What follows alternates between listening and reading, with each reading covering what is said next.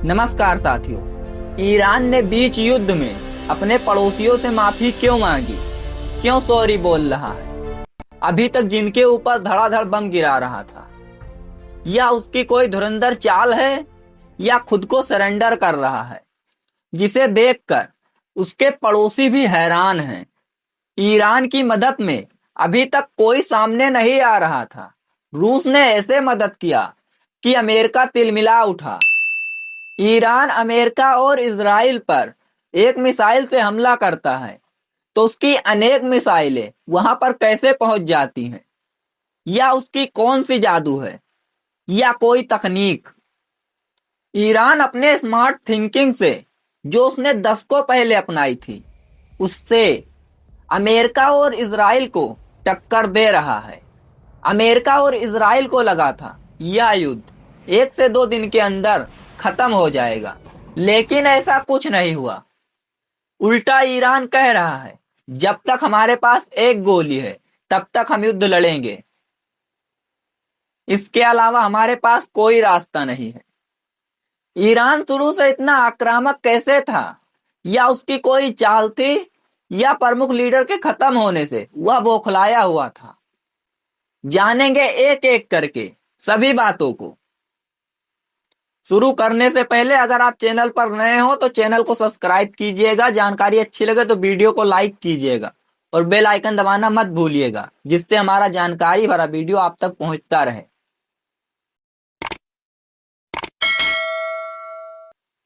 शुरू करते हैं।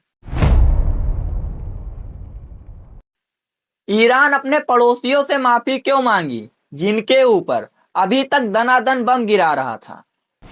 अब ईरान कह रहा है अपने पड़ोसियों पर हमला नहीं करेगा। वह हमला तभी करेगा जब उसके जमीन से ईरान के ऊपर हमला होगा। जो किया इसके लिए सॉरी। यह ईरान के राष्ट्रपति साफ तौर पे कह रहे हैं, आपको सुनना चाहिए। و از آب و خاک و سرزمین خودمون با قدرت دفاع کنیم و تا پای جان ایستادیم تا ایرانمون رو سربلند از این بحرانی که هست بیرون بکشیم. ما باش پایبندیم. قوانین بین المللی است، چارچوب‌های انسانی است و اون اصولی که اینا دم ازش میزنن اصولا باید به همون پایبند باشن و حق و حقوق همه کشورها رو و طبیعتا ایران ما رو اینا حق ندارند نادید. सवाल ये, ईरान अभी तक जिन देशों पर इतना आक्रामक था वह इतना शांत कैसे हो गया? यह टर्निंग पॉइंट कैसे आ गया? पहले ही ईरान अमेरिका पर दबाव बनाने के लिए जलडमरू मार्ग को, होर्मुज जलडमरू मार्ग को बाधित कर रखा है। बाद में उसने अपने ही बातों का खंडन कर दिया, लेकिन अभी तक ऊर्जा संकट टला नहीं है। ईरान साफ तौर पे कह रहा है, इजराइल और अमेरिका की जहाजों को छोड़कर अब होर्मुज जलडमरू मार्ग से और देशों की जहाज निकल सकती हैं।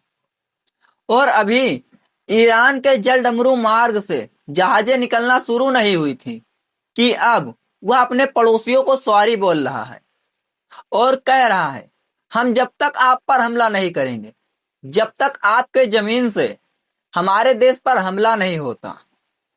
यह कहकर ईरान मिडिल ईस्ट के देशों को फंसा देती है, क्योंकि अमेरिका जब उनके देश से ईरान पर हमला करने जाएगा तो मिडिल ईस्ट के देश उसे मना नहीं कर पाएंगे, और तब ईरान से भी यह नहीं कह पाएंगे कि यह हमला उनके देश से नहीं हुआ है, उनकी जमीन से नहीं हुआ है, जिसमें दुबई है, सऊदी अरब है, कतर है, बहरीन है, कुवैत है, इराक है, जॉर्डन है और ओमान है।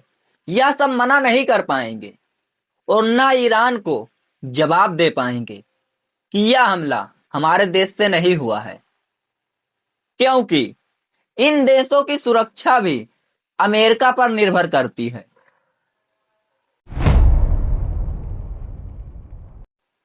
ईरान की मदद रूस कैसे कर रहा है कि अमेरिका बौखलाया है? द हिंदू में छपी एक रिपोर्ट अनुसार रूस ईरान को अमेरिकी एयरक्राफ्ट का युद्धपोत का और अन्य कई चीजों का लोकेशन दे रहा है, जिससे ईरान उनके ऊपर निशाना लगा पा रहा है, उन्हें नुकसान पहुंचा पा रहा है। यह पर्दे के पीछे की बात हो सकती है। अमेरिका वैसे ही बहुत कुछ कहता रहता है।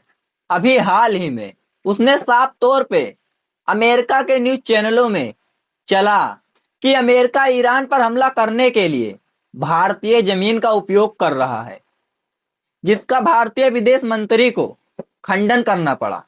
ये हाल है।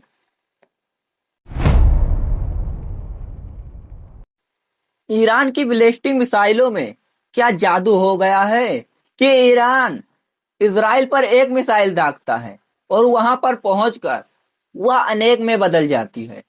तो आपको बता दें, यह कोई जादू नहीं है, इसे क्लस्टर बम कहते हैं।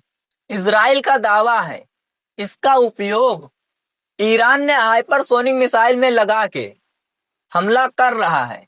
यह कोई नई तकनीक नहीं है, यह द्वितीय विश्व युद्ध से चला आ रहा है, पर पहले से यह एडवांस है।